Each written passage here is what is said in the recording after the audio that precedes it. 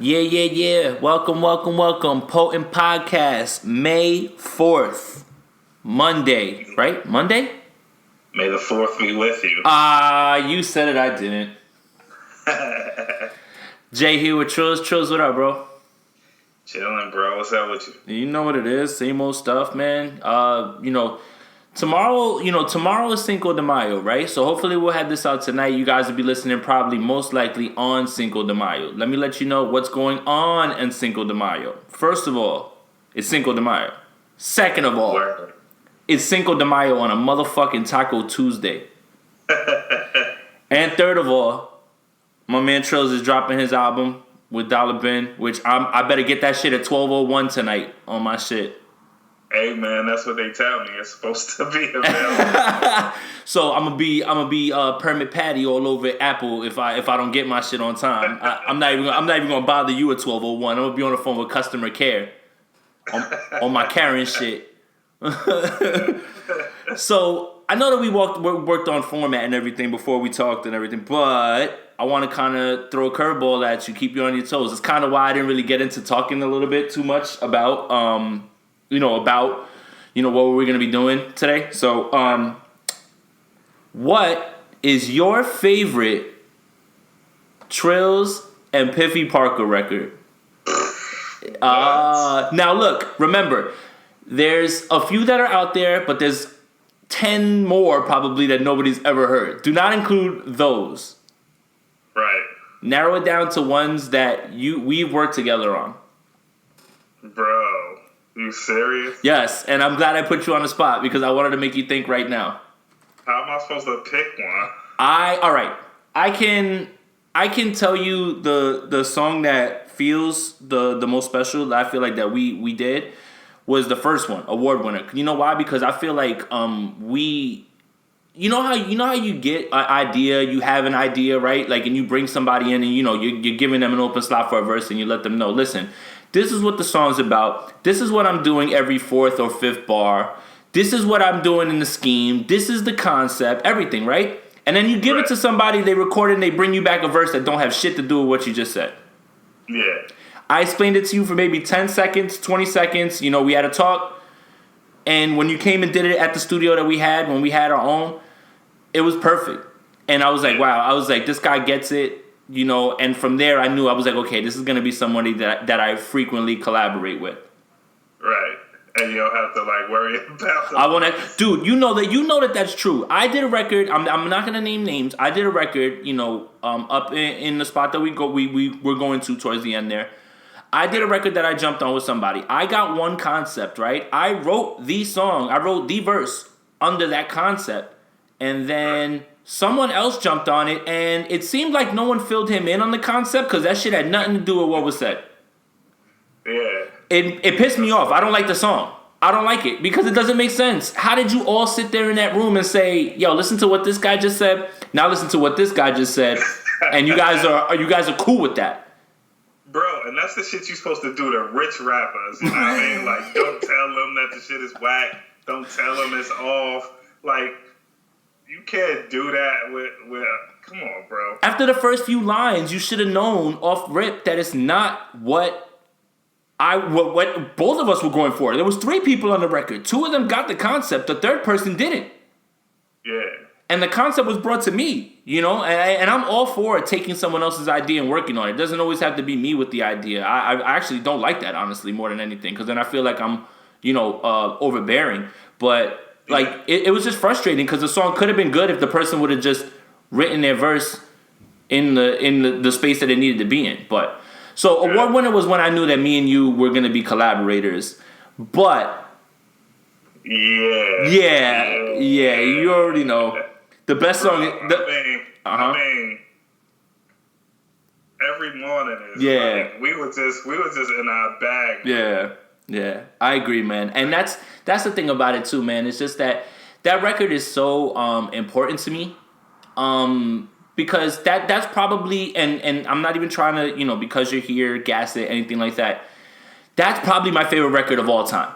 Just something about it. It just worked properly. Everything went. The song was it just comes out dope, and then it reminds me of like we performed it at Webster Hall, we performed it at Drum, we performed it everywhere that we could, that anybody would get to listen to it, and it just feels special. Like it's that's one of them songs that, you know what, not all of my songs are gonna sound great 5-10 years from now, maybe, you know what I mean, but that one I feel like is gonna be great. Like that's my favorite of all time. Yeah, that one is never ever going to not sound good, bro. It's just everything is so in pocket. Everything was flawless. It was seamless. The vibe is you can play that shit for any occasion. Right. It was just, that was the perfect collaboration right there. You're making me nostalgic, but yeah, I kind of figured you would say that as well too. But I wanted to point out, I mean, because we've done other records that have been out and things like that, and they're great. You know, there's nothing wrong with them, but just something about that entire process of making that album, making that song, when we were just doing show after show after show after show, like almost, you know, like week after week, every 2 weeks, 3 weeks. I would love to transport back to that time. It was such a fun time in my life. And I don't know if you probably heard it because I heard it, but like people were like, every time that y'all perform this song, like y'all, like, first of all, the first time y'all performed this song, the chemistry was crazy, and like it like keeps getting better every single time you perform it. Right, and I hate to say this because, you know, we just didn't have space to rehearse, right? So, you know, we know the record. We spent so much time around each other during this time that, like, it just felt natural. Everything worked, you know, like, it all worked. And I think that when we first performed Award Winner together, it was a really good feeling out process, and we both understood, like, we both understood, like, how we move. And that was a very small stage, if you remember that. That was the album release party during the Mayweather fight. Yeah. But that was, like, a small stage that we were on. But I just... It's true, man. Like, the more and more we performed it, no matter where it was, the more people, it would obviously be better. You know, there was times that we would, let's just keep it a buck, there would be 10, 15 people in a bar. That would be it. There would be times that it was like, you know, close to like 50, 60 people sometimes, you know, and it's just, that's how it is. But the feeling of that record never diminishes, you know, no matter how many times we play it, listen to it, you know, perform it. Yeah, that's the one that I would have said, honestly. Yeah, for sure. All right. I just wanted to throw a curveball at you, see what you said. I kind of figured you would say that, but I wanted to see what you thought too. So, some quick stuff that's been, that's going on. So, 2 nights ago, I'm sitting in my bed. I finished Netflix, right? I finished it. Fucking finished it, right? There's nothing on Netflix that we can't watch, right, at this point, right? Yeah. Until I go through Just Added, and I look up, and I see the cover for Above the Rim. Holy shit. Above the Rim is on Netflix. Thank you, God. Word. Thank you, God. I love that movie. I do. And basketball, obviously, no, I'm not even gonna say what I was gonna say. Tupac's great in the movie. And it's got Ace from Paid in Full, Dwayne Martin, Marlon Wayans, Bernie Mac, Leon. Yeah, and the question that I had when I walked away watching it again, now that I'm 35 and I think of things in stupid ways. This basketball game where people are just punching people in the face and throwing people on the ground, what do you have a ref for? Get the ref out of there. What you need the ref for? There's no free throws. Yo, the dude's dribbling, he comes right up, Motar hits him right in the face with an elbow. That can't happen. Yeah. That can't happen. I'm like, yo, is like the ref scared of Birdie too? Like, my thing is I don't want to play in some game where it's just like, yo, you do whatever you want to me, and then it's like, there's no 6 fouls or nothing like that, or flagrants. Look, basketball is physical. Street ball is physical. That shit is something different, yo. Like, completely different. Bro, Motar's literally elbowing people in the face. He threw a dude to the ground. The dude, he flips another dude. He goes and low bridges him. Why are you calling fouls? Just let it go. And then Shaq. Yeah, all that. They did all that to get washed by Shep. Shep dropped 50 on him in corduroys.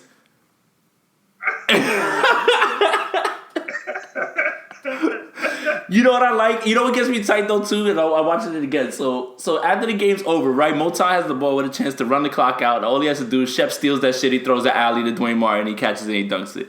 So Birdie's yelling the whole time, don't lose this shit. Hold on to that fucking ball. Yo, he gave the ball up, and instead of getting the strap on Motar, he gave Motar the strap and said, yo, just go shoot people where everybody can see you.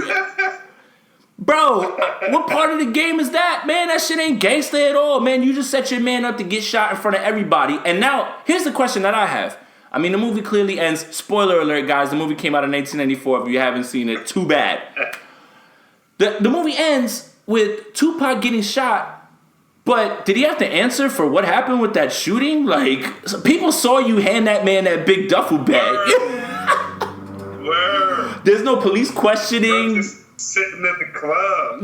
Yeah, just chilling. You know, Marlon Wayans was disrespected by him, and he gets his revenge at the end or whatever. But that's what I walked away with at the end. I was just like, there was no police investigation as to, you know, okay, this person works with this person who I'm sure Birdie is under the watch of the police. They know who he is. Right. Nobody came to him and was like, yo, your guy who's just playing in this game on your team against this guy tried to shoot him and we just killed him. We need to talk to you.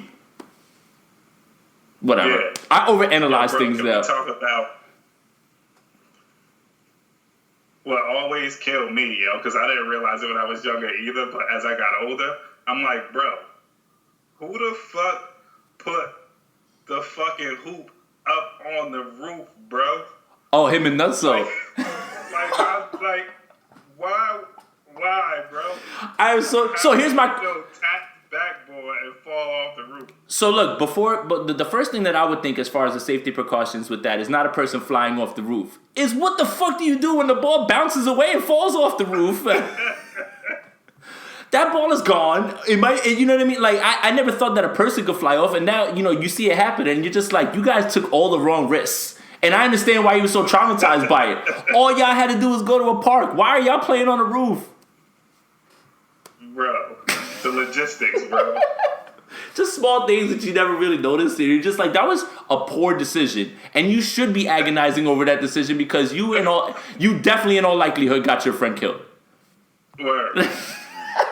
but a classic, bro. No, it is. It is. I loved it. I was so happy. I was like, oh my God. Like, I was like, thank God it's back. I was like, I'm going to check this out right away. I watched it already. I might watch that shit again when I get bored. For real.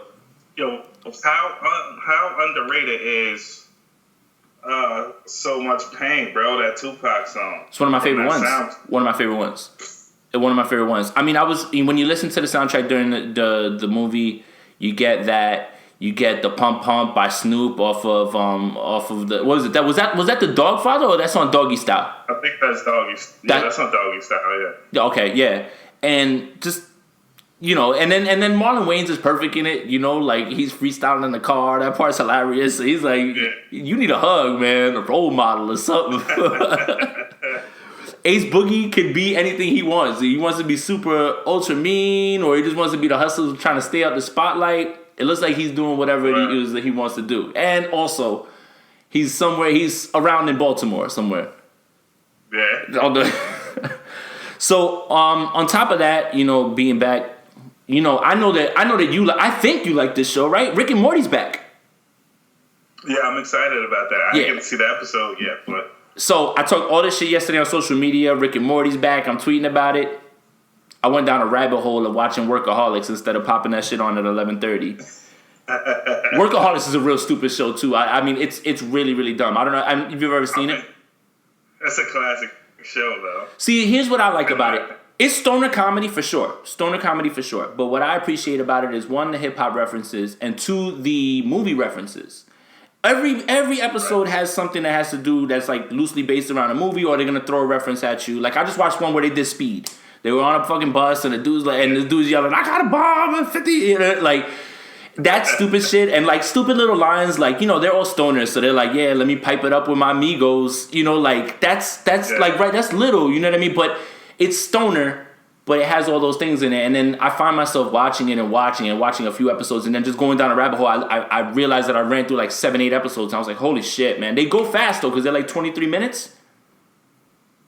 Yeah. So that's what happened. But yeah, Rick and Morty's getting watched tonight. That's the shit. I had to wear my Rick shirt, my Rick hat today, and make sure Pickle Rick was over here. I'm so happy that show's back. That's a nerd show, but I can't say that either because they have hip hop stuff on there too. Yeah. You don't even really have to be into sci-fi. Say again? I'm never gonna forget the Purge episode and the Tony, yo. The Purge episode is one of my favorite ones. The one with the episode that I saw was the second one. I saw the first one. I was like, okay, let me try the second one. The second one was the one when I watched it. I was like, I got it. I get it now. That's the one with the fake Freddy Krueger. And he calling everybody bitch. Welcome to your nightmare, bitch. Boy, he sure says bitch a lot. Yeah. That one right there, and you're a horror guy, so that one touched you right away. I love that shit. What is it? Looks like a legally safe knockoff of Freddy Krueger. Instead of with nostril fingers, it's little swords. But yeah, Rick and Morty is the shit. Workaholics, you guys should check. If you didn't get a chance, Dave finished superbly. The last 3 episodes were incredible, man. Wow. Shout out to Lil Dicky. He really, really, really is onto something. Yeah, for sure. Not only can the boy rap, but I feel like the things that he brought up in the season finale, like when they went to the, I'm not gonna spoil it, but the speaking about cultural appropriation, I thought that was really really, really impactful for him to do that, because he doesn't have to do that. But I think the idea that he's aware that someone could have that idea about him, and he's able to, and I feel like he didn't even really address it. I feel like he still feels like he doesn't know what to say about it yet. And I think that's okay right now. That's okay, Well, I mean, it was really well done, because even through the dialogue of that scene, you could just feel the sincerity, right? Right. Is that it's not anything that he's intentionally meant to do. It's just him doing what feels right to him, and talking about his friendships and everything. And so that sincerity is kind of what cancels out the appropriation for me. I can't speak for everybody else. Right. It's not like he's like, He doesn't come off as somebody that's like a gimmick though. Like, and it may look like that on the surface. Little Dicky, Small Dick, making songs about, funny things and things like that. Yeah, but I also feel like at the heart of what he does is what hip hop is, and that's originality, because he's not trying to be anything that he's not, and I appreciate that about him. Right. And also knowing that comedy is going to be like a part of what he doesn't make it a gimmick. It's what it is. It's incorporating what you like into your art. Right. And people seem to forget, like, in the 80s, there was a lot of comedy. The Fat Boys, Biz Markie. Like, it's not unheard of. Devin the Dude is, the Richard Pryor of hip hop to me, man. Like, when you hear songs like She Used to Be and all these other records, that are really funny, genuinely funny, not funny on some gross shit. What he's talking about is just some funny shit, man.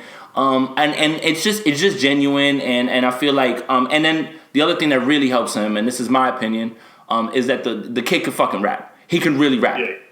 Yeah. And he can freestyle. He can actually freestyle. Like, if you've ever heard a freestyle of him on the radio, most likely he's freestyling. If I had to pick one off the top that I could say for people to listen to, is I think he was overseas on Beats One or something like that, but he rapped on the hype beat, the Drake hype beat, and he spazzed all over that shit. Yeah. The kid can fucking rap. So I really liked it. The Dave ended very well. I really liked it. I really thought they were gonna go a corny route with his girlfriend and all that stuff, but they left that shit out there, like, for the next season. Yeah. So yeah, it was a great finale. I'm stuck on that show. I mean, some people might get mad at me, but I actually liked this first season of Dave more than I liked the second season of Atlanta. So you're not wrong for that. Halfway through the second season of Atlanta, there was some weird episodes in it, and I was just like, I kind of get what Gambino was doing in those episodes and things like that, but I feel like Dave was kind of streamlined, a little bit more. Like, it had it. And remember, that's Atlanta season 2. This is Dave season 1. So who knows, when he gets a bigger budget next season, when he starts to, when they start to let him grow as far as creativity, he may do some out there shit too, and we might be like, he might have the chance to derail. Yeah. Right. I mean, not derail, but he'll have episodes, like, it's hard for shows to not miss. Right.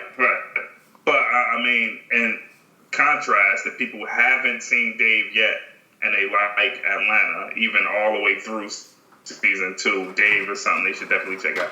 For sure. I really, really liked it. I mean, I was already hooked when I heard like Lil Dicky because, like I said, I think that he's a great rapper and I think that he's very funny and it kind of made sense. And also, the kind of part that he wasn't playing fair with is that he worked with the guy who works with Larry David for Curb Your Enthusiasm. And it kind of has that vibe to it. Yeah. It kind of has that vibe to it in certain parts, man. Like, it really does. So, I enjoyed it. All right. Enough with the shows, because, you know, quarantine's killing me, and I'm just trying to watch as much stuff as I can. Do you want to talk about something funny? Because I feel like we're going to have a lot of time. So, what day was it that you were, that you sent me that IG post about J Hood? I think that was a couple days. I think it was, what's today? It's probably Saturday, I think. Okay. So, for the uninitiated, for the people that don't know who J Hood is, J Hood was around in a time when freestyling over beats was really big, right? He's in that Banks, Cassidy era of, like, you know, guys going in other people's beats, people in the streets hyping him up like he's the next one. He's part of D Block. You know, they're doing mixtapes and he's going in, right? So, J Hood, if you don't know now, really never materialized, right? Did he ever put out an actual project, an actual album? That's interesting to ask. I don't think so. I think I think things kind of like went a little sour with D Block before he could put out a real project. Right. So he beefed with D Block and they got rid of him, and then like they were the ones that were keeping him afloat. Okay. Yeah, I'm pretty sure that's how it went. I can't really recollect. That was so long ago. Uh-huh. But I know, I just have seen like mixtapes since then. I know an official project never happened. Okay. So J Hood does have an official project out though. And this is the IG post that you sent me. J Hood, formerly of D Block, has created an OnlyFans. Do you know who else has an OnlyFans, allegedly? Nah. Young Buck from G Unit. Word? Yes. So, I'm not going to get into their OnlyFans. I'm only going to pose the question to you. Trills, is it our time now? Is it our time for kings to rise up and have OnlyFans? I mean, it seems like it. I mean, go for it. My OnlyFans will be littered with me, shirtless, playing PlayStation, yelling at my PlayStation. If you want to see videos like that, you want to see me throw out the trash. Yo, I literally, like, trust me, yo. We've all had the same kind of thoughts running through our head, right? I'm like, what am I gonna do? Like, cook with my shirt off? Like, paint with my shirt off? Cause look. The reason that I bring it up, right, is because you know, Drea was on live the other day, right? And she's like in a bikini. Oh no, she's in a see-through nightgown, cooking. Yeah. I'm like, bro, I'm not looking at anything that you're like chopping. I am not hearing a word you're saying, right? Yeah. Now flip that, and let's say that was us doing that. That's gross. Right. Yeah. That's gross. I'm not even trying to say, look, from what I gathered, from what I saw later on, she can cook. But I'm not looking at that. I'm going to look at the plate later. You're literally in front of the camera in a see-through nightgown. Yeah. I don't give a fuck what stew you're making or whatever that is. Like, I'm not trying to be a dick. I'm not trying to be I'm not trying to be like a pig-headed male or nothing like that. I'm just trying to keep it a buck. You know what I mean? Like, it's. No, I think we all know that it's that. Like, that's not the point. That like whatever you're doing comes secondary to what the real optics are. So hypothetically, what would a Trilly Trills OnlyFans account consist of? You know what you could do? You could probably paint with your shirt off and shit. That shit might work. That's what I'm telling you, yo. The only thing I could do is be like shirtless Bob Ross. Bob Ross in the gray sweats. That's just like that's all I think I can get off. Yo, stop. Yo, times is rough out here, bro. I'm sweating from laughing. Times are rough out here, yo, man. OnlyFans. And I want to know the woman that would pay for a male OnlyFans. Where y'all at? That's the thing. I do want to see them. I want to see what that clientele looks like. Does it look similar to strippers that would go to Blueface's house during a quarantine and fight? I'm very interested. I just can't believe. I looked at it at first when you sent it to me. I had no idea what it was. I'm like, Jay Hood. I was like, he has an Instagram. I was like, I didn't know. I probably got that shit on Boost Mobile or some shit. But when I looked at the comments, it's like women are like, your OnlyFans is popping. But like, am I gonna send y'all a bunch of feet pictures on my OnlyFans? Like, what am I doing here, bro? Like, what? Like, why would anybody have this?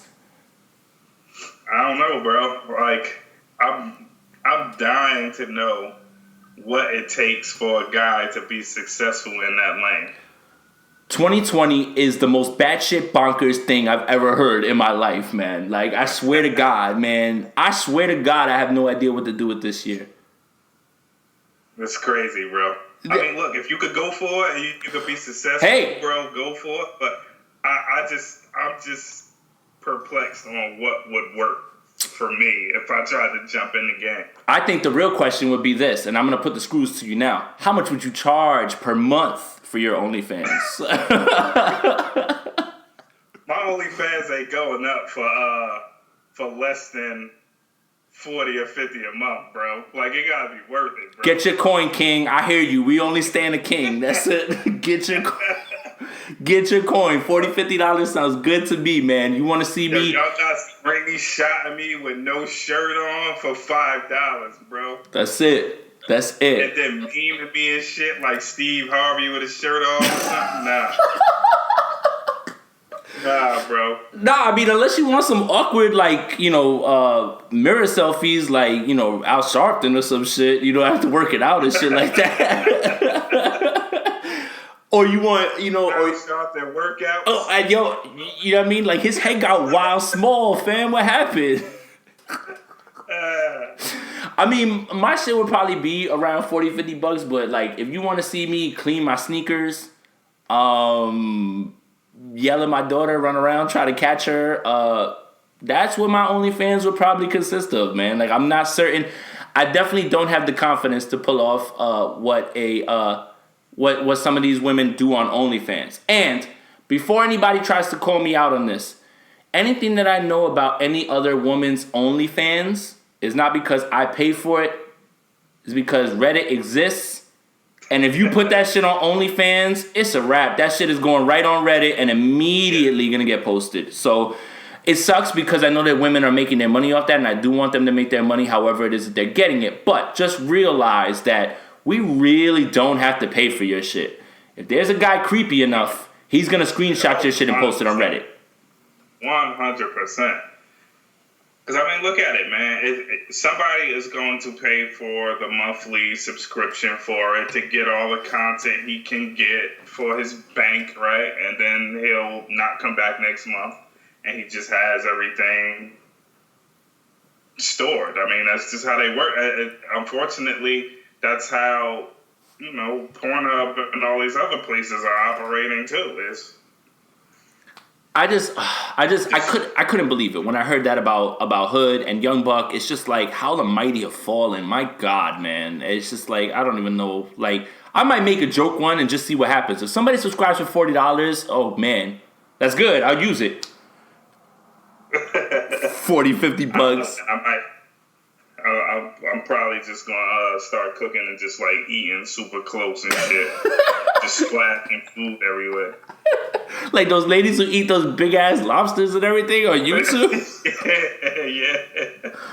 There's a certain point when that's gross, man. That shit is OD big, and you out here trying to eat a big ass lobster leg. Like, yo, that shit look like it would kill you if it was really alive.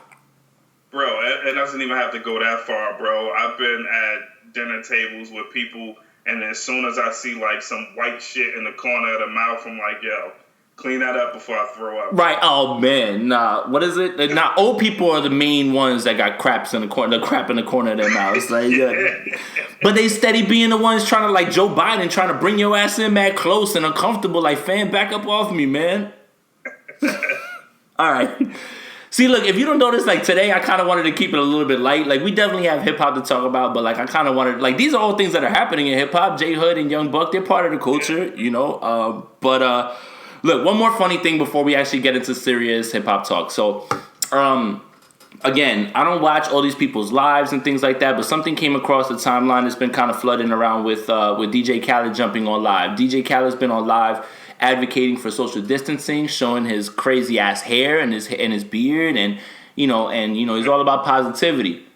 Until he presses someone into his live and shorty starts twerking, and I've never seen a grown man be more uncomfortable looking at that. He was so shook. It's almost like, when you shoot those videos for like someone's kidnapped by terrorists, and they have to pretend like everything's cool.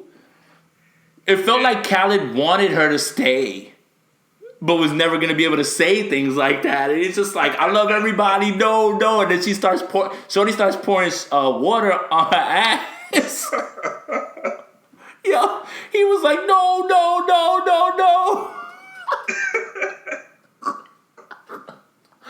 Oh my God, man. Like, honestly, this quarantine is... Like, talk to me normal.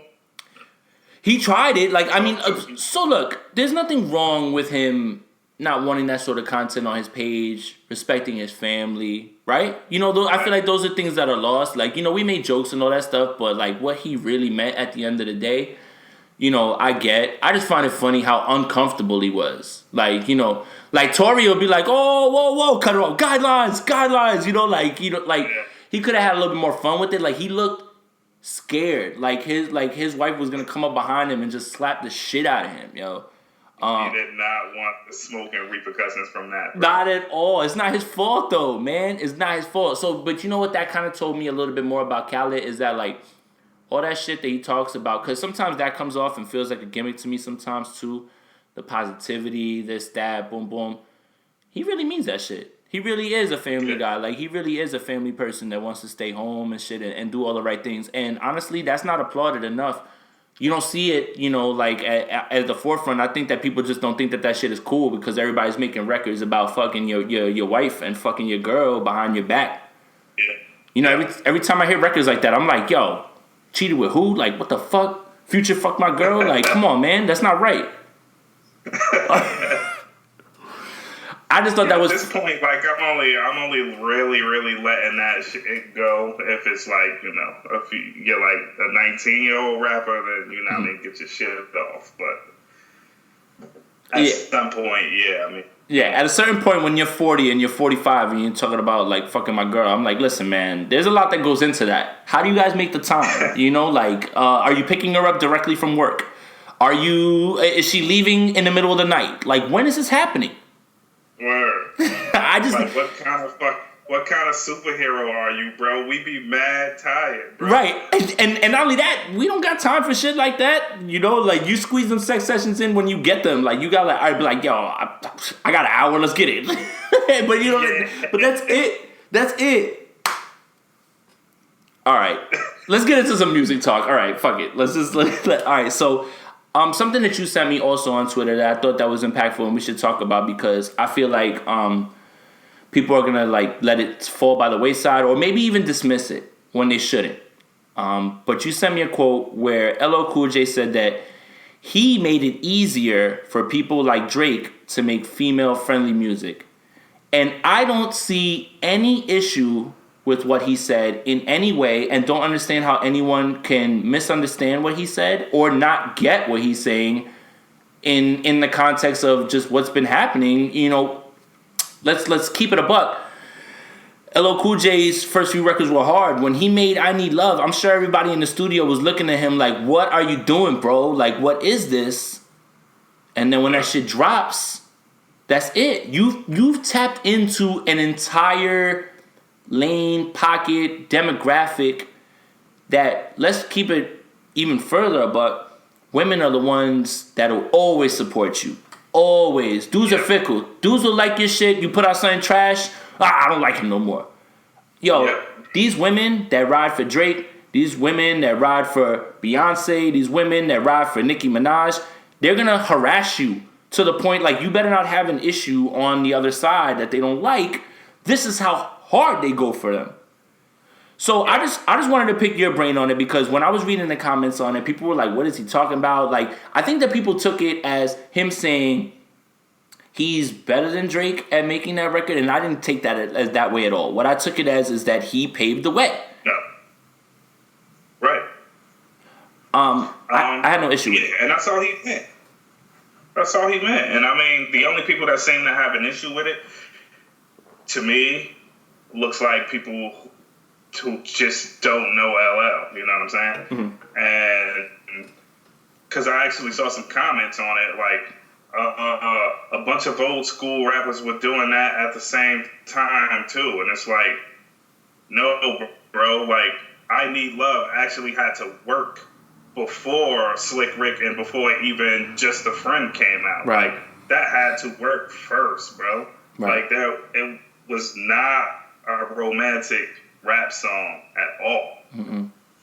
And somebody actually came in there and they were like, oh, but what about Biggie? And I'm like, bro, you talking about almost a whole decade later, man. Yeah, and those songs, I Need Love was actually him speaking from a vulnerable state, which is something that you never get, you know, from rappers. You know, like when Biggie made those other records, Me and My Bitch, you know, and all, like those aren't love songs. Those aren't romantic songs.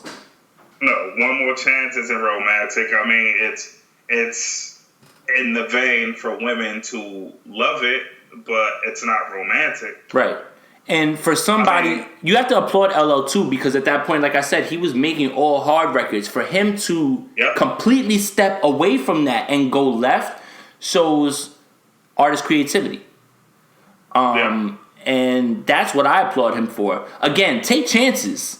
Take them shots. Because that's what's going to push the culture forward. And it did. I mean, also, it wasn't easy for L, right? Like, people were talking shit about him and thinking that they could battle him because he came soft with I Need Love. And he had to bar niggas down after that.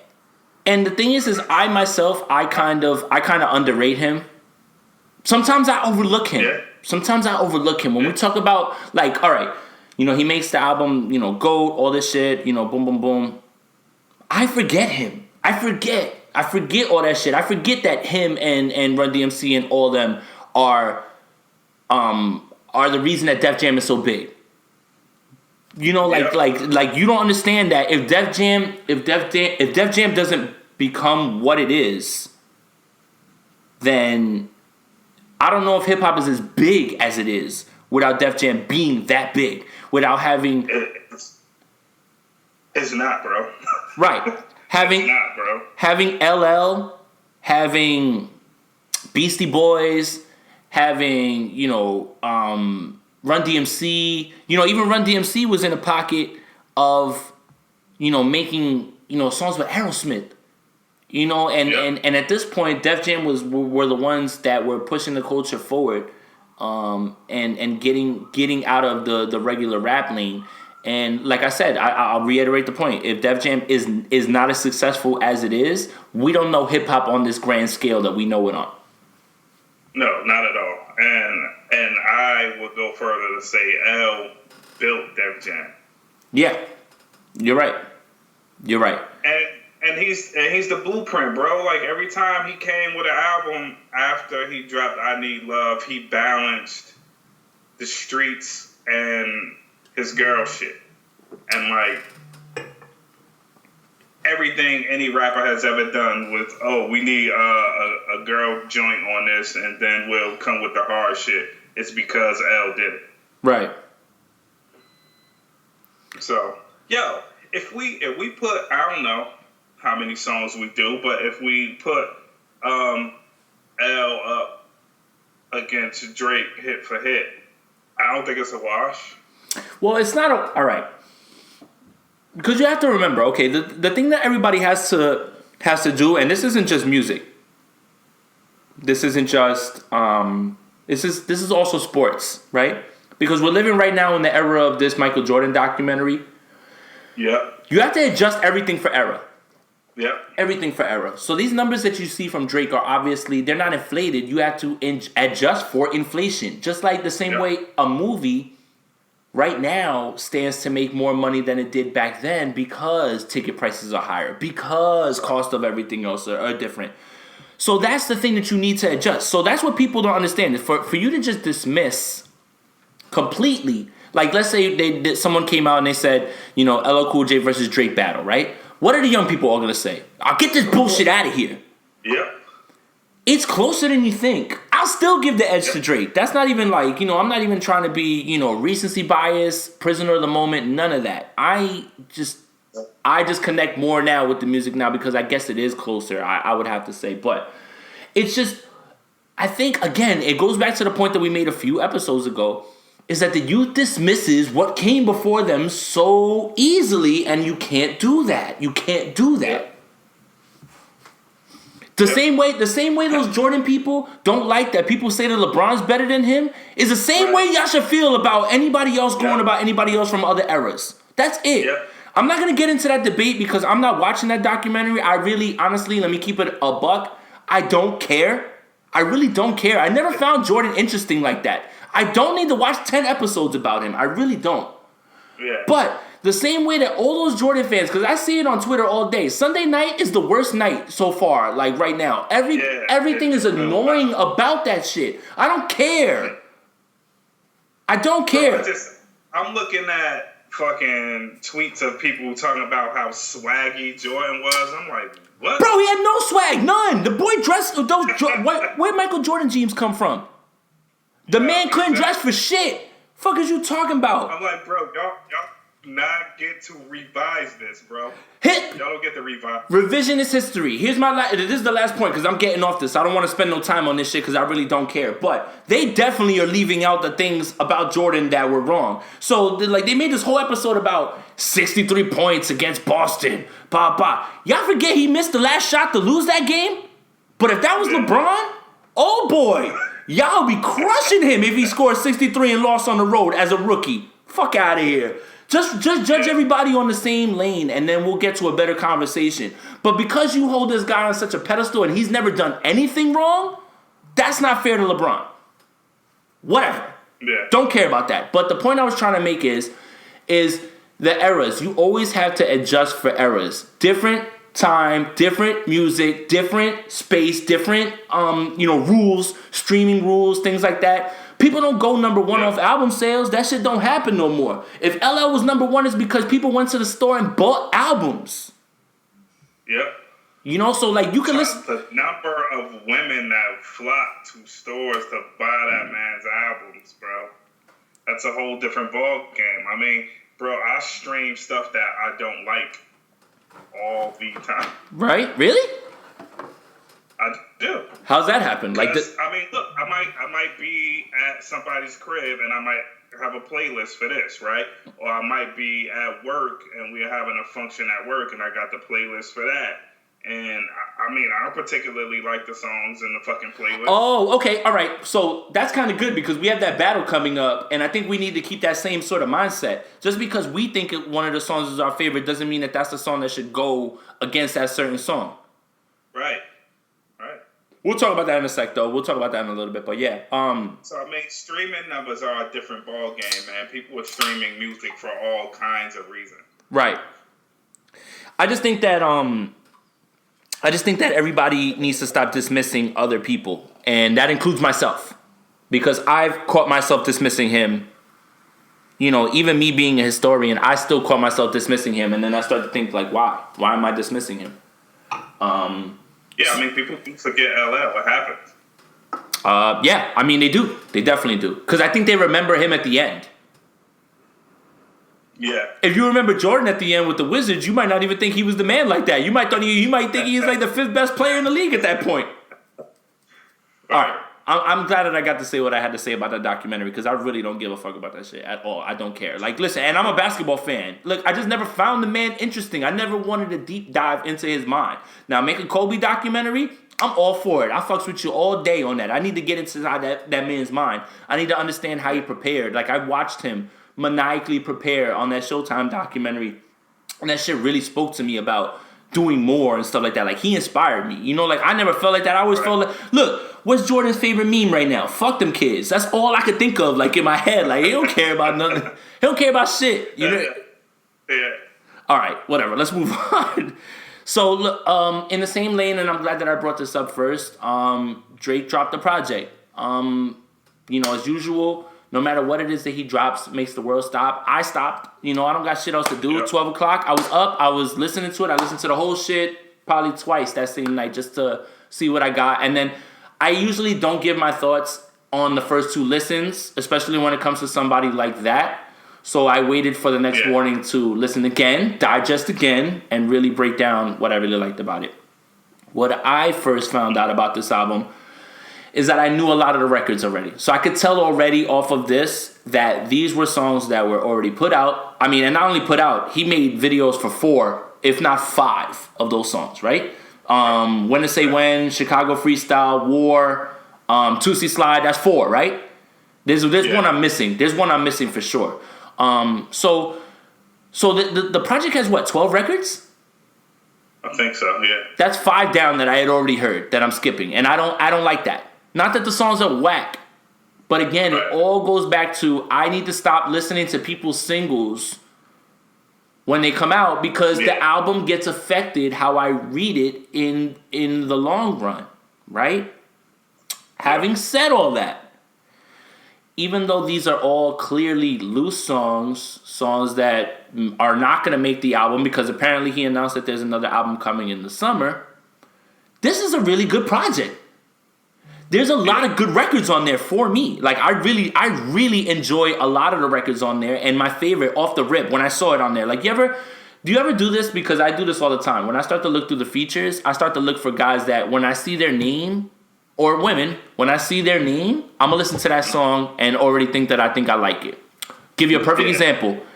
If your song has, in parentheses, featuring Ty Dolla $ign, I think I pretty much already like the song, off the rip. There's something about that man's voice and his melodies and everything that I'm just like, I don't understand why people don't speak of Ty Dolla $ign in a higher regard. Mm-hmm. Same thing kind of goes with, like, if Kendrick's on your shit, if Young Thug and Future are on your shit. Yeah. Whoa. And I went right to that shit and I listened to it and then I was like, oh my God. I was like, give us Outside. I want to be outside.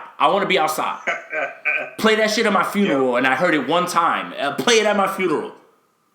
D4L was one of them joints that would be like you'd hear that knocking in everybody's car if Outside was open, Yes. 100% agree. Yeah. It gets me mad too because it's just like, you know, he knew what he was doing by dropping this. He knew what he was doing by dropping Tootsie Slide when he did. He knew that everybody was going to be inside. Everybody's listening. Clearly, anytime that Drake drops, whether we're quarantined or not, is going to go number 1. You know, you can close your eyes and set your watch to it, right? Yeah. But I think that he was really, really smart in the way that he did it because we had heard whispers on the internet about album coming out, you know, pop. You know, you drop War. So wait, it's War, When to Say When, Chicago Freestyle, Tootsie Slide. I'm missing another one. I know I'm missing another one on this. I'm going to look it up right now. But those are all songs that have not only been released, they have videos for. The song that was the biggest one of a letdown for me, and it's only because I'm such a big fan of the person that was featured on it, is the joint with Playboi Carti. Yeah. Oh, Cardi, come on, bro. What happened? I feel that. It looks like the general consensus on that song, too, is everybody kind of feels the same way. What happened? Oh, my God. I was mad. Like, that was the one that I was like, you know what? I could be a hype beast and go right to 9 and 10, play D4L, and then play Pain 1993 back to back because those are my guys.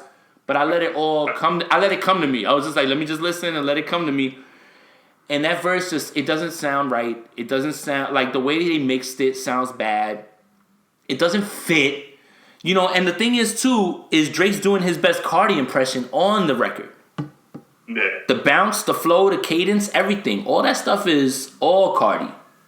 You know, I get it. Again, you create a record where you're like, yo, I'm gonna make this shit real easy for you. I'm gonna do this shit in your bounce, in your lane. All you gotta do is not fuck this shit up. And somebody fucked it up. Yeah, I mean, yeah, you could tell that. I mean, that's how Drake does, right? He sets that up whenever he has his features and shit, is that he lays the complete groundwork for him. Everything should be, like, there's, like, no thought process that the features need at all. You know what I'm saying? And that was one of those songs that was supposed to go completely according to plan, but... That's one of the ones I don't listen to, unfortunately. So the other song that I was leaked was Desires. They never put out a video for that, but that leaked on SoundCloud, and I had heard that already. So we're talking about 5 records of the 12 I've already heard. That's just me. Sometimes that's new to other people. If you haven't heard all those, then enjoy. You know, like that makes the experience that much better. You might feel that this project is higher up than me. Right. Myself, is just like, I hate when I hear the records and I know them because I skipped them. I heard it already. I seen it already. I seen it. Yeah. My other complaint with this, just one more complaint. You know, you again, you look through the features, you see Drake and Chris Brown. These guys made fucking magic on the last record that they made. And I'm like, oh my God, Drake and Chris Brown. Chris Brown ain't on that fucking song. Where? Where is he on the song? Fucking background? Don't even put him on the fucking credit. Yeah, they mixed some background CB vocals in there. He probably just sampled that shit, man. I was like, this is... Because I'm like, oh, this is 4 minutes into the song. Where is the... Nope. No Chris Brown feature. But I like the song, though. The song is good. The song is good. So, the songs that I really don't like, that I can say I don't like. Pain 1993... Demons, I don't like. The Fivio shit and the you know what got me tight? Again, people remember shit the way they want to remember it. I look on Twitter and they're like, oh, here goes Drake, you know, jumping on the grime wave. Hold up. Yeah.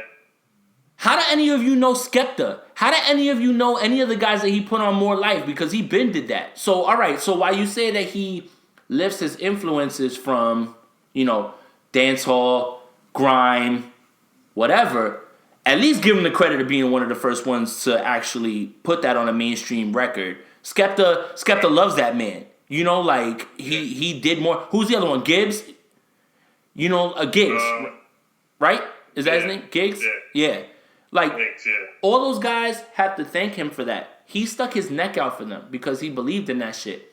He jumps on the Brooklyn Grime wave, and I don't like that record. I don't like that record at all. And I fuck with Fivio. And I don't know who Sosa Geek is. All right, I'm just going to plead ignorance on that one. By the time I got to his shit, I was like, I'm skipping this shit. No, but it was the first time I had heard of him, too. Sosa? Yeah. I'm not trying to shit on him or anything like that. Maybe I should go back and listen or whatever, but I just, like, at that point, I had already felt underwhelmed by the record.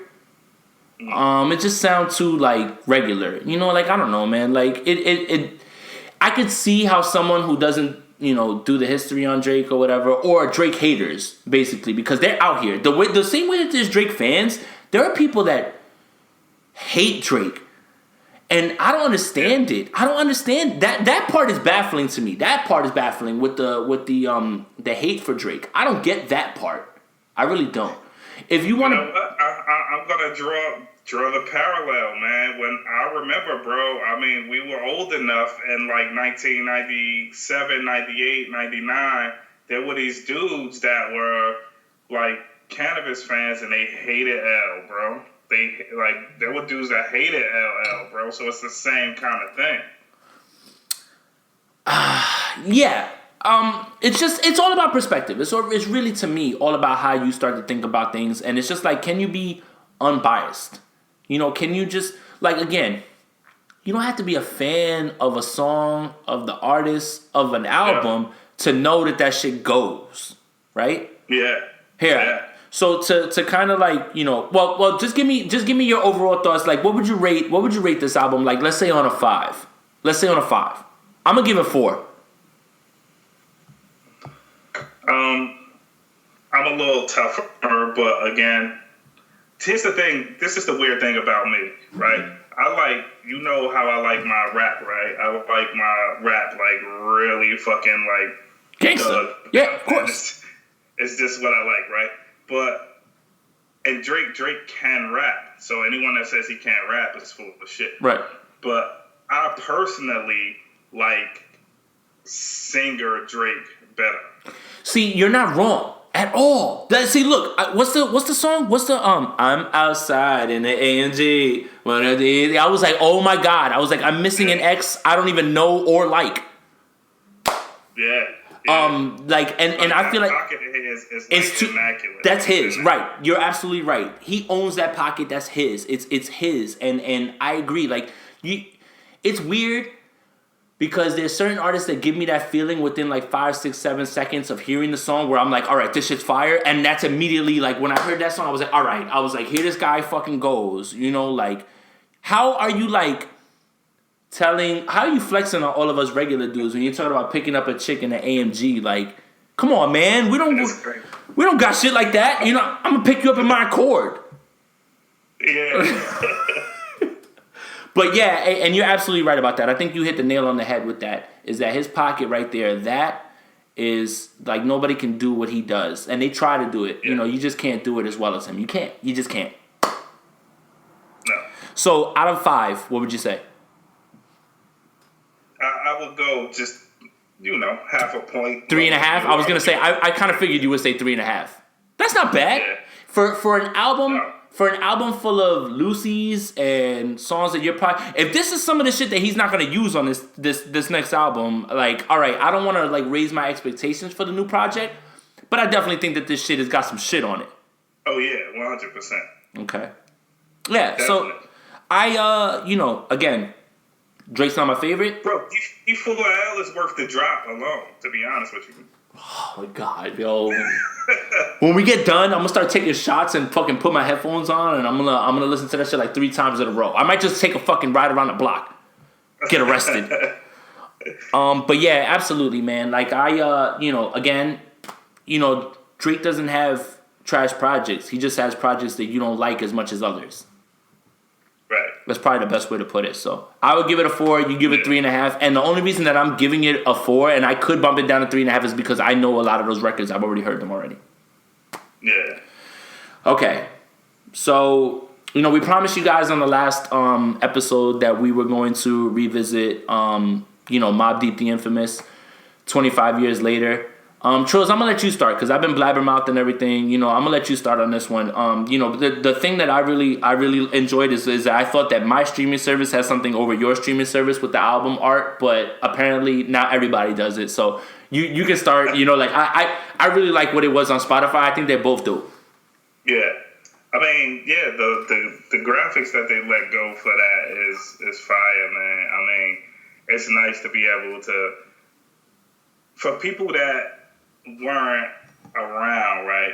If you're like rediscovering it, then you get to see the imagery that came along with what Mobb brought to rap. So the project buildings opening up with just like art from the Infamous flying in and out. It's just fire. I mean, I liked yours though. I like what Tidal did. I mean, I really do like that a lot. The Timberlands always gets me, bro. It's the whole album is just a moment, bro. This is so look, I'm biased, okay? This album is not a classic because it's not a classic. It is a landmark in hip hop. Landmark. Let me say it one more time. Landmark in hip hop. No skips. No whack beats. No whack rhymes. And let me remind you that Prodigy and Havoc did this shit in their teens. Yeah, man. Remember, when I tell you that people are the hungriest on their first album, for the most part, that rings true. And this album still rings true in that way. I'm gonna have nothing but glowing things to say about this because this is a top 3 album for me. Top 1, maybe top 2, maybe top 1, and what is it? Top 2, and it ain't number 2. Honestly, man, like I before all this crazy shit happened, I was able to go to Radio City for the Loud Records 25th anniversary. They did a Prodigy tribute. Clearly, you know, they're playing all of these records. You know, they got Big Noid to come out. Yo, it's the RAPPERNO. I'm screaming this. I'm screaming every single lyric to this song. If I know one Big Noid verse, it's that one. Yeah, I know it. Noid walked on that shit. And now we need to have a discussion. Noid is the one who washed everybody on that record. Look, listen. Yeah. I'm not saying washed in any way that those people are whack. But when you hear Noid come on after Prodigy, because Prodigy sets it off. Prodigy sets it off. Like, he's walking all over this shit. The beat changes. And then when it gets to him, yo, it's the RAPPERNOYD.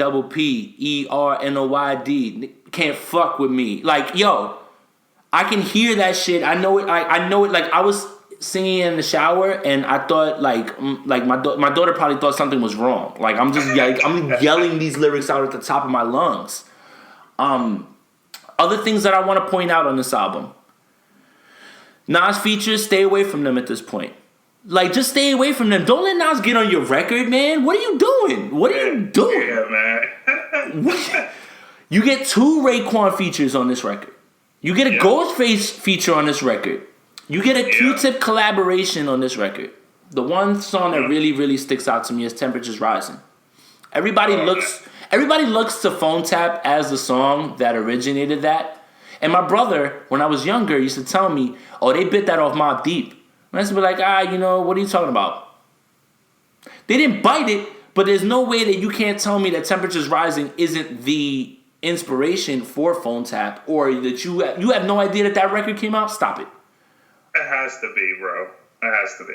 Like, it's just that everything about that album, everything about that moment, everything about that time period, you know, us in our age bracket, we're gonna hold very close, and I hold it near and dear, like I do.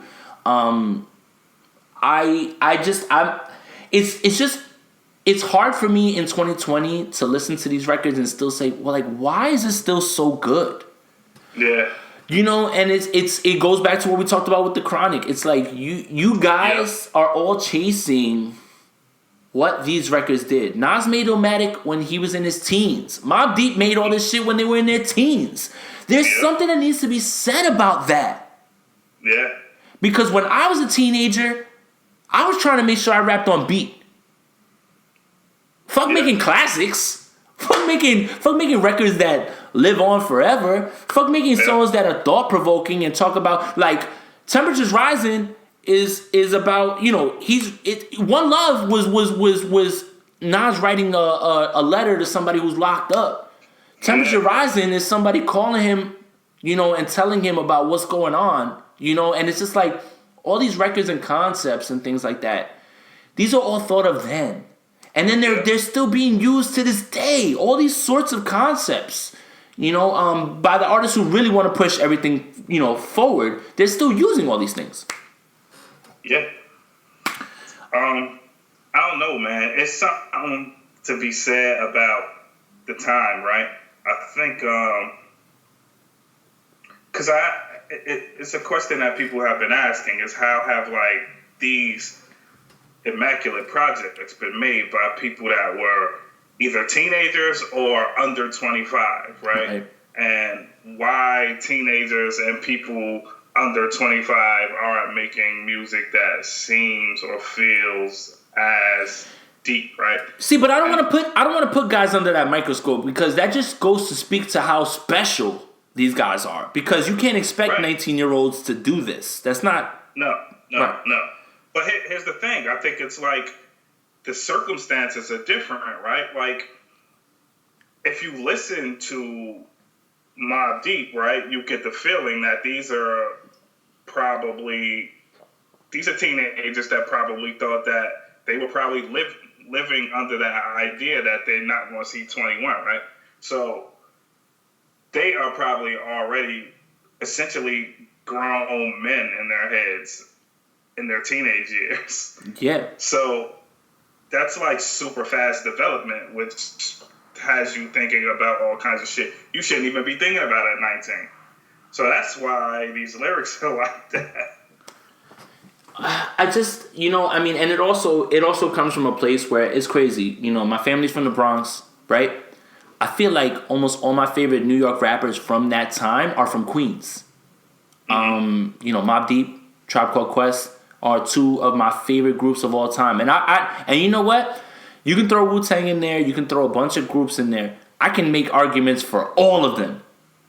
All of them to be the best group of all time. Nobody's wrong. It's all about what connects with you. The reason that I give Tribe Called Quest over Mobb Deep and over Wu-Tang, which is crazy, and I know I'm going to get killed for this, is that I feel that Tribe Called Quest opened the door for so many guys that you're liking now. Oh, yeah. There is no Kanye West. There is no J. Cole. There is not, a lot of these guys would not be able to rap the way that they do about the shit that they do without them. No. And in the same lane that you were talking about, I Need Love, Bonita Applebum has the same sort of impact on people in the way that they make records about women. And it's in the same, and again, Queens, LL Cool J, Mobb Deep, Tribe Called Quest. There's a pattern here. Nas, all these guys, Queens, all this stuff.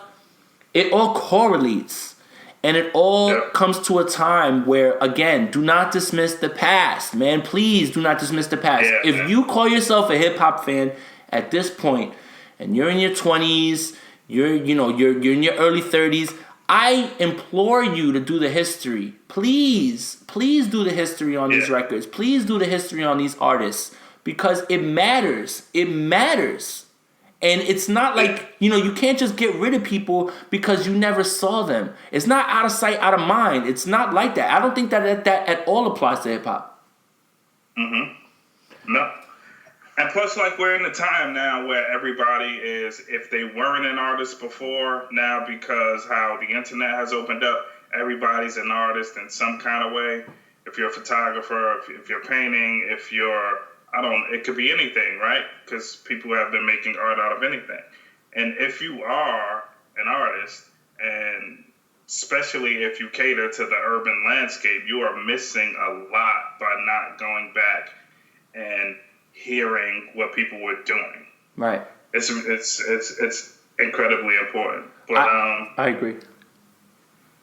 This album is insane, man. Yeah. I don't know what to say about it. Yeah, the interludes, man. Sometimes I wish I had 3 different faces. I'm going to court for 3 cases in 3 places. I can hear all that shit. I can hear it all in my mind. I spit it verbatim. It's just, it's not even, it's natural. It's not new thinking. Like that, come on, man. Bro, we were saying this about the Chronic last time, and we could say this here now about the Infamous. You are going to have a timeless record when you listen to it and you could fucking hear what the place looks, smells, and sounds like. This shit is a pissy project hallway, bro. You fucking goddamn right. Somewhere that I would never be able to move ever. I would never be able to fit there. No way, no shot. The only reason that I was able to walk around the Bronx the way I was because I was, I have family. But you never be able to be moving. You're not moving through Queensbridge projects. You know what I mean? In my space. It feels cold. It feels like you need to wear a bubble jacket and a Scully. It feels like you might want to go see this shorty that live in the projects, but you scared to walk through that courtyard. Trife life. That's it, man. Look, just another day. Drowning my troubles with a 40. That's when I got a call from this brown skin shorty. We've all been there at points where we've been there where and I've done it. I've done it in Newark. I'm fucking crazy, man. If my mom knew the shit that I used to do back in the day when we used to go meet women and stuff or meet girls, because it was girls, it wasn't women. Meet girls. Oh, I live in Newark. Bro, I'm not supposed to be moving around Newark the way that I was or whatever, especially around the time that I was or whatever, but I understand that completely. And he has the thought process in that whole song about, is she really like, does she want me to come through and smash, or is she setting me up to get robbed? Set me up, yeah. And that's crazy because they doubled up on the record on Hell on Earth on part 2. They doubled up on it, and it's just I get enamored with their entire discography because it's only certain points towards the end where you start to feel like, yo, they're getting out of touch, like when they start to roll with G Unit at the end. But all those albums before it, all those albums when they were their own thing on Loud, those are albums that people can look to and say, look, I lifted my style from these guys. I lifted my style. And the production on the Infamous is fucking insane, bro. Like, it's incredible, man. This is before they got The Alchemist. Yeah. Bro, Havoc is unsung, bro. He's a fucking master, bro. And outside of the production, Havoc's voice sounds immaculate on choruses. Like, I feel like that's what he worked on. Because you're right. I think you just kind of reminded me that. I feel like Prodigy just focused in on being the best. Listen, there was a point. I don't give a fuck what anybody says. There's a point in the game where Prodigy is the best rapper in the world. Jay-Z said these things out of his mouth. Oh, yeah. Oh, yeah.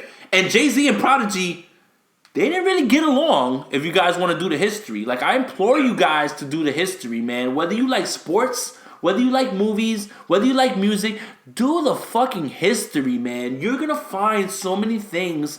You're going to see things in movies. You're going to hear things in music. You're going to see things in sports that you can say, oh my God, that's where that came from. Yep. This guy does that. This is what that's from. You have to do the history and whatever it is that you're passionate about. That's it, man. Whatever. This album's incredible. That's it. Like, honestly, at this point in 2020, if you wanna listen to it for the first time, I wish I was you. like how I tell people that experience right. Again, to be able to listen to that shit by yourself for the first time and go through it, yo. Bro, look, man, music and being a fan of it literally is like being a dope head, bro. And you will chase the high of hearing great music for the rest of your life, bro. I'm chasing it still. Yeah. I tried to make it. I've been chasing it so long, I try to make it. You know how lucky you are to be born 40 or 30 years after a genre, so you can keep. You don't have to wait for the high. You can just keep going back and discovering it.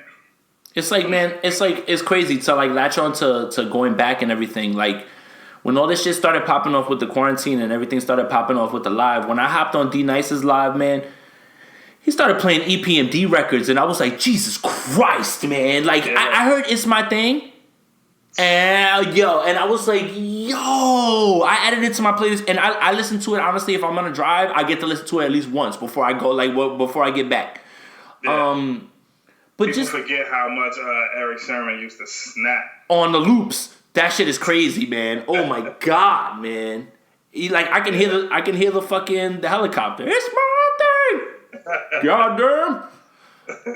But yeah, like, it's just like guys, like, if you call yourself, or if you want to be known as a hip hop head, a historian, in any way, please, I implore you to go back and do the history. And if you have an opinion of saying, you know what, this isn't this and that, you're not feeling it, good. But at least you went back and you did the history. To dismiss what came before you is the biggest sin that you can ever do. That's it. If you listen to because at the end of the day, music is not objective, it's subjective. Yeah. What you get out of something, I might not get out of it. So if you want to listen to these records and be like, you know what, because Biggie said some wild shit back in the day. Like, people want to kill Young Thug for wearing dress. Biggie talked about sucking a man's dick. Let's put it all the way out there, man. He said that shit in a rhyme. Yeah. I get what he meant, but don't play like you don't remember. Don't play like you don't remember that shit at all. Because even when I was a kid, I was like, I don't know about that line. Yeah. I mean, like, even though we knew it was like a Richard Pryor joke or whatever, it was still like, whoa. No, and if Young Thug were to say that shit, if Young Thug said that shit today, y'all would be killing him on the internet. Oh yeah. And then the other thing too is like, there's just more, I feel like back in the day there was just more pride in I write my shit. Nobody writes my shit. I'm not biting off you in any way. Nobody could say that they sounded like somebody. And if God forbid you did sound like somebody, that was the ultimate sin. Yeah. Purple Tape has, they bit off a Nas shit. Yo, he's talking about Biggie. Yeah. He's talking about Biggie on the Purple Tape biting the Ready to Die cover from Nas. Yeah. I didn't get that as a kid. I didn't get that whole idea because like my brother had to explain it to me. He's like, Ready to Die has the little kid on it. And I'm like, bro, that's Nas's face on Illmatic. That's not a baby. Yeah. But I get it though. Like you could see how they would feel a way about that shit. But see, and here's the crazy part is, and this is how different the culture is. You see Ghostface and them caping for Nas. Nas ain't Wu-Tang. Yeah. Like y'all from all different. All of you guys are from different cliques, labels. Yeah. And you still were so offended by that you had to cape up and speak about that shit on like another one of the staple landmark albums of this history. So that's the difference now. When you got a lot of guys that sound like each other now, you do. We've already talked about that Young Thug has like influenced how many people. And Young Thug is influenced by Lil Wayne. Yeah. So it's all like cascading. I feel like it was never like that. It was never so prominent ever, right? Yeah. And I think that's where we should leave it there because I feel like we've covered it all. But like honestly, man, this is an album that to the day I die will always be hard. It will be if we ever get outside again and I get super old and I'm wearing those old man sandals and I'm working the grill and they play Mobb Deep. I'm gonna be the main one acting stupid, all drunk and shit. Like, you youngsters don't know shit about this. Like, none of y'all know anything about this.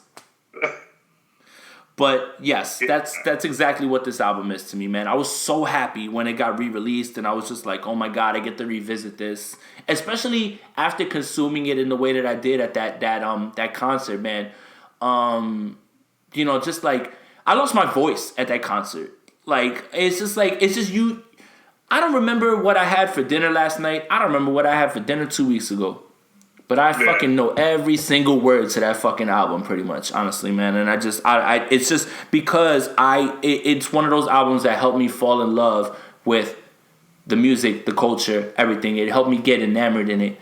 And I obviously I'm not a street dude at all, but I felt all of that shit at that time. I felt it all. That's what it's about. That's it. All right. So at hour 17, I think we covered a lot of shit today. We actually did really good. So look, man, I'm fucking excited. I know it's 9:22 on Monday, the 4th. Your shit dropping at midnight. I'm fucking excited, Trills. I'm amped up too, man. We've been waiting to let this go, man. Let this fly. I've been like super low for a long time. Yo, I'm so fucking excited, yo. Like, I really am, man. I can't wait. Like, this shit's coming out at 12. I'm gonna listen to this shit, man. I'm ready to go. I got my gift and everything as well, too. Thank you for the mask. I am gonna be wearing that mask when we win this battle on Thursday night. I'm looking right in the camera. I'm telling you right now. So if you guys don't know, let's catch you up to speed, right? Before we get back to, your project dropping, because I definitely want to toast to that, and I definitely want to make sure that you speak about it a little more in depth, because I have questions for you, and I want you to answer them. We are participating in a battle. Yep. A playlist battle. So we have, we gave the people that we decided the terrible reception on radio. My guys, Jay and Rich, both those guys, we all came up around the same place. Those guys and us, we've all performed in the same space. I think we all were in one room together. Even the first day that I met you was at a show that we all did together. All 4 of us were there. They're a group. You did your own thing. I did my own thing. And because I am so confident, I don't care about, I walked right up to you after I was like, yo, that shit was dope. It didn't in any way knock me down in any way. Right. I just wanted to collaborate with someone else that was dope. You know? Yeah. And we have been to plenty of those shows where dudes perform and you look at them and you're like, get this shit out of here. I don't want to hear this shit anymore. Like, you definitely are trying to hop on a wave. Yeah. So we're all from the same space. Those guys actually have a deal right now. They have a distribution deal right now. They do. Dope. But they were the guys that I thought of when we thought about doing this playlist battle, because this shit is prominent right now, right? Like, it's moving, you know, and I feel like when I watch these battles, I'm like, I would have picked a better song than that. I had better songs than that. I could think of better songs than that. So we jumped in, we gave them about, we're going to try to do this. Let's see how this first one takes off. But we have a vision for us doing a best of 3. We're going to do 3. Who can win 2 out of 3, right? Right. We're not going to tell you what the other ones are down the line, because I'm super excited for these ones. If we can get into these second and third ones, I feel like us, and I'm going to be super confident, Trills and I have the advantage. We have the advantage, especially because I have someone in my corner who is super on the gangster side of shit.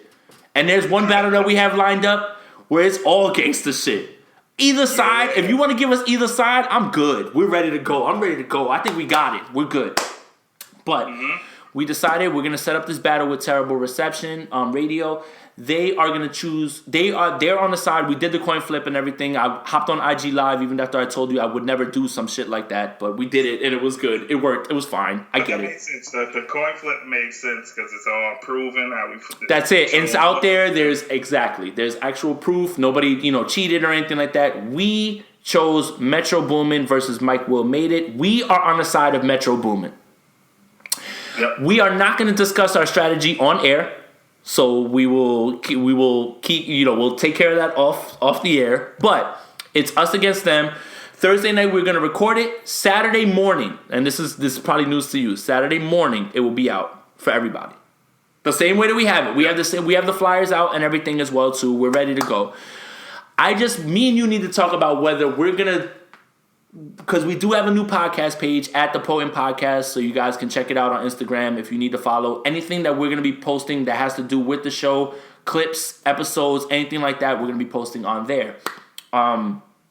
We have to discuss whether we're going to actually have to put this shit on live with them while we record it for YouTube and while we record it for ourselves. Right. So we'll discuss that. But it is on. Okay. We got Metro Boomin. They got Mike Will Made It. Mike Will has fucking monsters. When I started looking through like the records that he's done, he's got monsters. Like when you can make Beyonce, Rihanna records, some of those Ray Shremmerd records are monsters. Yeah. So it's gonna be a very interesting battle. Who do I give the edge to? We got this. Let's go. We got this, man. Like, I'm not about to... Look, the reason that I chose them is because I feel like they are on the same level as far as culture goes and as far as understanding what songs go and things like that and doing the history. I feel like that's where they are, too, as well. They're in a similar age bracket. They're guys... They're of the culture, for sure. 100%. So I wanted a challenge. And this is going to be a challenge. But we're going to walk away with the dub. Like... So what's gonna happen is Thursday night we'll record it. Saturday morning it'll be out, and we'll have playlists out on Spotify and on Tidal. Basically for you guys to decide. So we're jumping into the playlist battle as well too. But just to let you know, we will be having an extra pod this week, which is Saturday morning, and we will continue on this week with our regular cadence. This week was a little bit different because Trills has a project coming out, and yesterday, he had to make sure he took care of some things, and I'm fine with that. So Sunday, we can run it back to normal time and everything, but 2 big things are happening. We got our battle coming on Thursday night.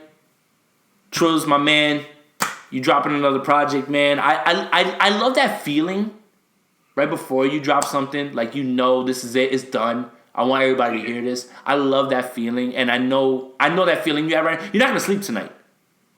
Yeah, probably not, man. Yeah, you're not sleeping. You're not sleeping tonight. You're not gonna sleep tonight. You're gonna get all the Twitter comments, all the people on IG listening and all those things, and it's a beautiful thing, man. It's just I don't think that people understand how much goes into the actual creation and how much nerve it takes to be able to release that to the public.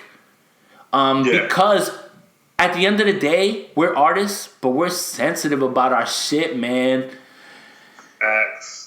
It's just, everybody always wants to talk like they don't care about what people think and blah, blah, blah. But when you play a record that you feel in your heart is something that you stand behind and you've created and you love, you want that person that you're playing it for to react in a way of like, oh shit, this shit is, it doesn't happen all the time. Does not happen all the time. Again, music is subjective, not objective. Yeah. But I'm excited for you. What we're gonna do to wrap this shit up is you need to tell everybody where you can get this shit at. Well, yeah. It'll be everywhere, man. Whatever streaming platform you use, it will be up tomorrow morning. So you should not have any problems finding it. And aside from that, I still have it in the old school places for people like us. Trills on Bandcamp, it's there too. But you'll have no problems, man. We Tidal, Deezer if you fucking use it. Spotify, Apple Music, everywhere. I copped the shit. That shit going right to my Apple, so I'm good or whatever. And I'm gonna stream that shit on Tidal to run the numbers up because if you guys didn't know, let's play the streaming game. Tidal pays the most, and so does Napster. Yes. And you out here using Spotify, and artists are getting robbed right now. And look, I'm not about to cape for Tidal again. I don't want to, like, you guys aren't cutting the check or anything like that, but that's important. Tidal is from our culture. That is ours. Yeah. That's what I really appreciate about it. When I started to get into and dig into what it is people get, how much they get, what sort of content was going to be on there, Tidal's ours. There's all genres on Tidal. There's all genres on Tidal. Yeah. All of them. But Tidal's ours. And that's how I feel about it. Paid in Full's on there. Streets is Watching's on there. Streets is Watching. I'm about to watch Streets is Watching when we're done here. Oh, man. I'm so excited right now. For no reason. It's crazy. What I wanted to do, though, is before we dip, because we're getting close to an hour and a half, we can just end it here. I wanted to take a shot with you. Again, tomorrow, Cinco de Mayo, Trill Dollar. Yeah. Taco Tuesday.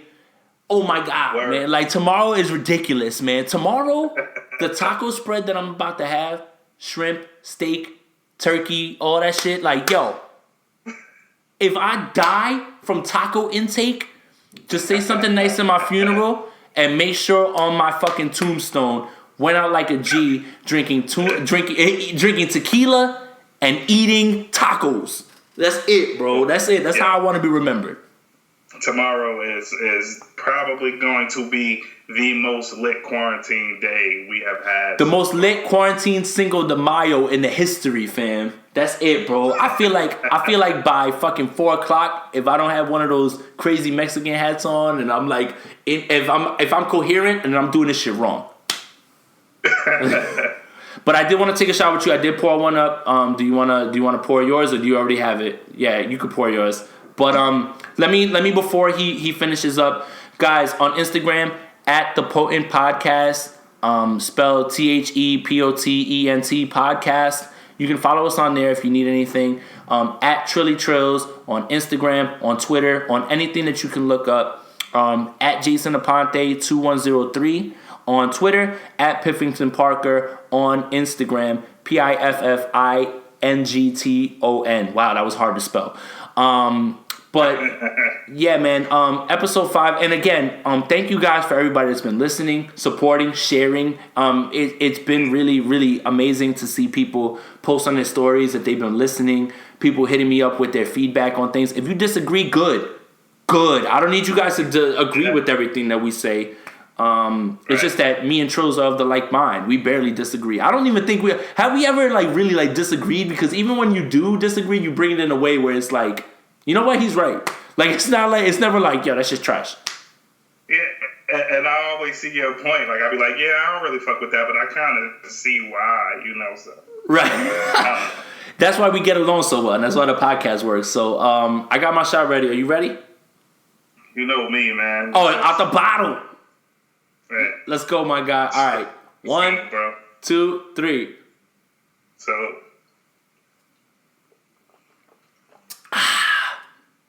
Woo. Well, hour and a half.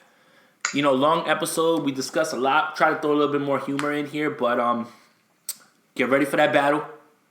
You know, we need the people that stand for our pod, stand for us. Like, yo, go for it, man. Like, and if you want to jump on the live Thursday night, it looks like it'll probably be 8, 9 o'clock. It'll be out there. But you need to follow on Instagram at The Poem Podcast. I'm not going to be putting it on my regular Instagram. Trills isn't either. We're just going to be able to do the Skype. We're going to have a dope YouTube setup where, you know, it's going to be all of us in our own windows while we play the records and things. And I'm just excited, man. I really am. I just, things like this and during this time period are getting me excited. Like, I'm super excited right now to get this done and to, you know, and to walk away with the W, man. I'm not even trying to act modest, man. Fuck that shit, man. I'm not even trying to act modest, man. We got Metro records. We got them. I'm good, man. We got Drake and Future records that we can hold off until, like, when I feel threatened, I'm swinging with Drake. I'm swinging with that shit. If you back me into a corner with one of those Mike Will records, I'm gonna pull out the cheat code. What was I texting you when we were listening to the Drake record? I was like, please let Metro have a slap on this tape, because then we're not playing fair. Right. Anytime I feel threatened, I'll go right to one of those Drake records. We didn't get it, but I think that we're in a good space. You know, we just have to go over like what it is that we can combat things with. But I think that we have enough records at our disposal that we should be able to walk away with this one. Yeah. Well, yeah, man. So look, man, fucking go out there and download Trill Dollar on anything that you got. iTunes, Apple Music, Tidal, Spotify. Listen to that shit. Run them numbers up, man. I promise you guys, man.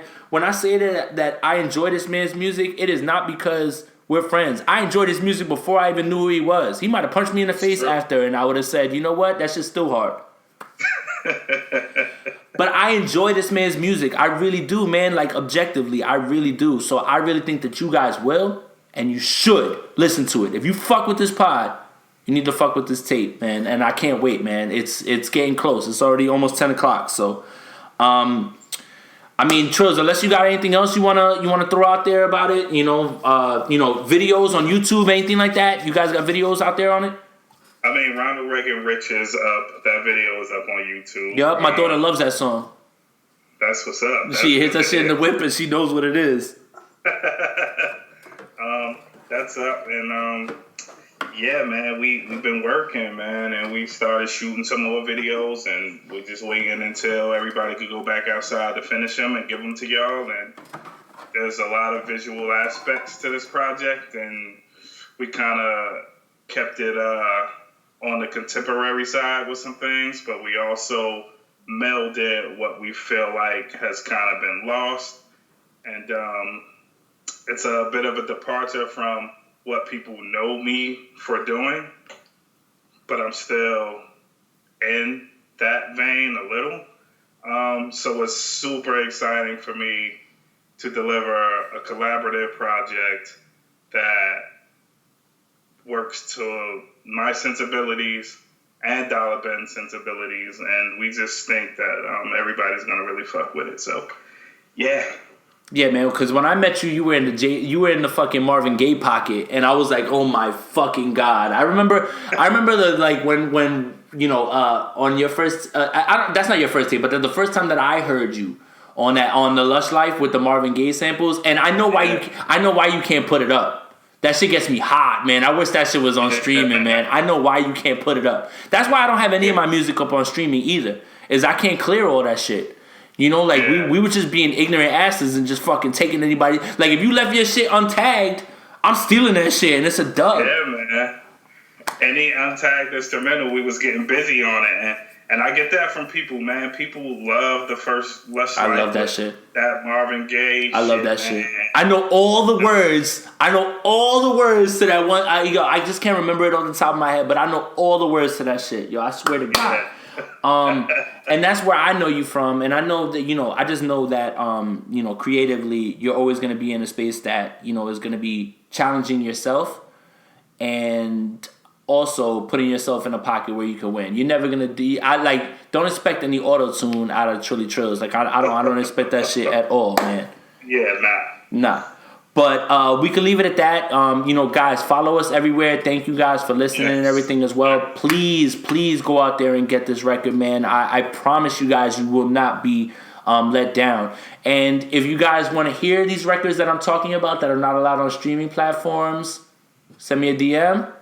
I'll send you a link. They're out there. They're not everywhere, but they're out there. And I can go and reference that when I need to. So, let me know. So, yeah, man, enjoy your Cinco de Mayo. Please stay the fuck home and don't get anywhere. Just because things are opening up, don't go fucking next to people, please, man. Like, just because things are opening up doesn't mean that you should go. Just, continue to stay home and take it slow. Let everything play out, But thank you guys for listening. We will see you guys this weekend. You'll have 2 more episodes this week. Let's go, man. Let's run it up, yo. Fucking Team Metro's about to win, and Trill's about to drop this record. Let's get it, man. So for Jay, for Trills, I'm out of here. Out. Peace.